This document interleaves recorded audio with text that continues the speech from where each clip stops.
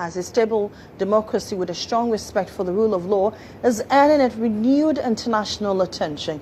The Canadian government has identified Ghana as one of its priority countries in Africa, citing its favorable political climate and business-friendly environment. Speaking to GH1 News on the Diplomacy Unscripted program, Trade Commissioner, the High Commission of Canada to Ghana, Togo and Côte d'Ivoire, Waqas Yousafzai, described Ghana as a safe and attractive destination for investment, encouraging Canadian businesses to tap into existing government initiatives. It is a priority country for Canada. Right? I had mentioned that earlier on too, but I'll be very explicit. It is one of the countries that we're focused on. A lot of it depends on the climate that exists in the country. So if it's too volatile, it's not business friendly, of course those metrics will change. International financial institutions, credit agencies and so forth will change their approach to a country based on events, domestic politics, etc., etc. And I think we've seen that in West African region at least. Ghana doesn't have that, doesn't have the same concerns as Mali or Burkina or Guinea and so forth in the region. So they have a different focus. So it's a stable country, it's a democracy, it's a business-friendly environment. I think that more can be done to make it more business-friendly because there is ambiguity in terms of which regulations should fall, and there's too much change based on government and so forth. Those things can be fixed, but those are comments I would say that exist for a lot of countries. It's not unique to Ghana in that sense, but Ghana definitely is one of the.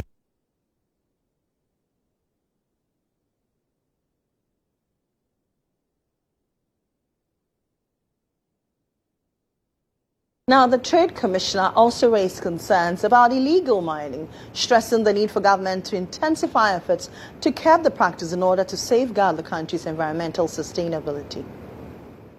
Galamsey or illicit mining, as you alluded to, it's a big part and parcel of a stressor for, I would say, any company that's trying to work in the extractive sector.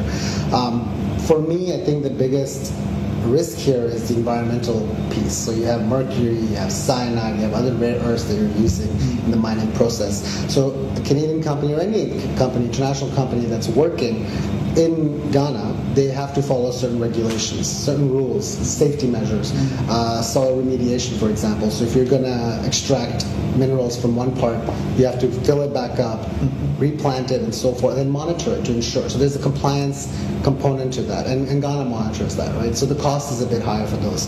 But when you're coming to illicit mining, it's a little bit tricky. Who did it? Are they going to do it environmentally safe, in an environmentally safe way? And quite frankly, it was quite sad. I did go to the Ashanti region, and I was able to see some of the mining sites. Yeah. And anecdotally, I could tell you, I saw, and one thing I noticed was there's no birds.